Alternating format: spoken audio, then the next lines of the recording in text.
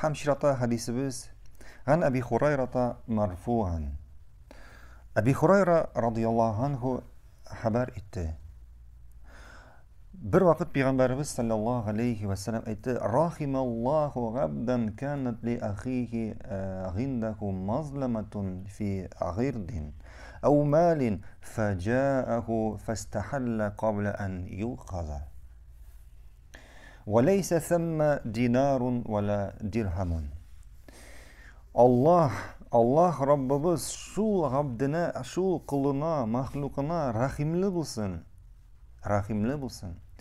Kim bu dünyada özünün kardeşine zulümlük getirip, yani özünün kardeşine zulümlük getirip hem ölgençe, yani Allah yanına kaytkançı kıyamet gününe kadar kilip şu zulümlük kılgan kardeşinden gafu sırayı.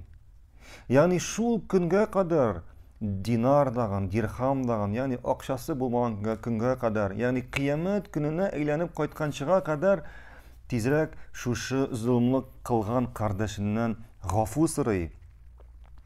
فَاِنْ كَانَتْ لَهُ حَسَنَاتٌ اُخِذَ مِنْ حَسَنَاتِهِ.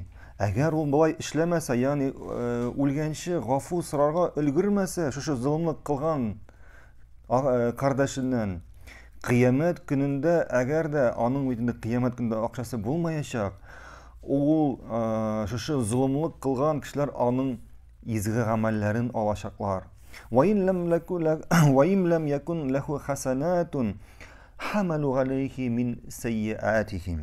Eğinde onun yakşı amelleri bulmasa kıyamet gününde şu zulümlük kılan kişiler ona özlerinin naşar günahlı amellerin kaldırıp gidecekler.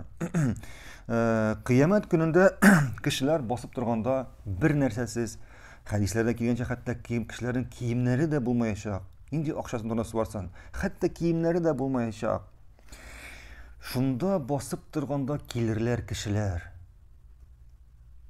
Sin zulümlük kılan kişiler.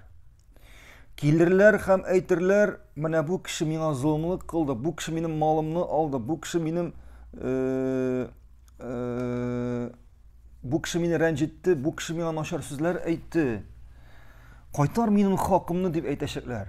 Qaytar benim hakkımını. Nişik misene qaytara alayım, benim bir nesem yok diyer. Şunda Allah subhanahu wa ta'ala bu kişinin yaxşı amellerin alırga emir verir. Urazaların, sadakaların, namazların hem başkasın. Hem şu zulümlük kılgan kişiler gelirler. Hatta onun naşar, yaxşı amelleri biter bütünley. Hem şundan sonra yaxşı amelleri bitkenden sonra Allah emir verir ona şu zulümlük kılgan kişilerge naşar amellerin kaldırıp giderge. Hem alar özlerinin günahlarını şu kişiye taşlı iye başlarlar. Hem bu büyük korkunç narsa. Şuna göre zulümlük kıldın iken bu dünyada kişiye, bir kişiye. Tezrek kıyamet günü kelip jetkençe, yani her bir kişinin kıyamet günü onun ölü saati. Şu vakit kelip jetkençeye kadar tezrek gafu sırara aşık. Tezrek bu kişiden gafu ötünlerge, ondan mağfiret alara aşık. Çünkü kıyamet gününde bulay da bizden izi amellerimiz az, bulay da bizden günahlarımız köp. Kıyamet gününde kişi şu ötünü görüp, korkuundan şaşıp durganda nerse bulur eken benim deyip, şu vakitte kelip senin tutkan orazalarını, uğan namazlarını ala başlasalar, nindi hasret, nindi ukınış bulur.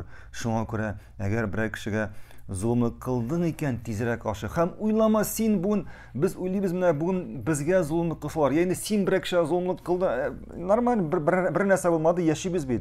Yok, uylama bayana kalır deyip. Allah subhanahu teala ayta Kur'an'da وَلَا تَحْسَبَنَّ اللّٰهَ غَافِلًا غَمَّ يَغْمَلُ الظَّالِمُونَ. Uylamadı Allah zalimlerinin kılgan zulümlüklerini görmeydi. Uylama, şutlama. İnnemâ yuakhiruhum liyevmi teşhasu fihil absar. Şunlukta Allah bu zulümlerini kişiktiregine, cazasını kişiktiregine nindi günge kadar? Gözler üstke karagan günni.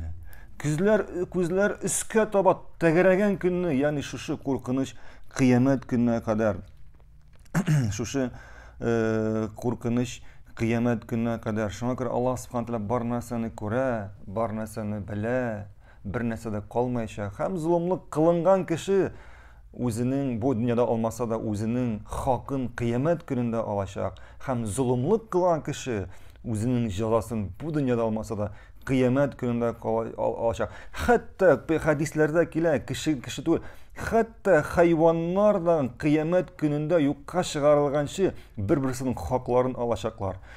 Мөгезле сарык, бу дөньяда мөгезсез сарыкны сөзсә булса, сүзгән булса, кыямәт көнендә мөгезсез сарык шушы мөгезлене сүзәчәк, үзенең хакын алачак. Шулай кешеләр дә үзләренең хакларын алачак. Һәм зулымлык дигәндә без инде күп тапкыр әйттек. Ул монда беренче синең гаиләң, хатының, балаларың, күршеләрең, әти-әниң кешеләр һәм башкасы, һәм инде тәүбә мәсьәләсенә тукталып китәсем килә. Үлгәнче тәүбә дигәндә әйттек, без инде моны күп тапкыр кабатладык. Тәүбә мәсьәләсенә килгәндә, әгәр син кешегә зулымлык кылдың икән, әгәр син Аллаһка гафу белән мөрәҗәгать итсәң дә, Аллаһтан гафу сорасаң да, теге кеше сине гафу итмәсә, Аллаһ сине кичермәячәк. Ягъни моның шарты бар. Аллаһтан гафу сораганчы, син зулымлык кылган кешедән беренче гафу сорарга тиешсең.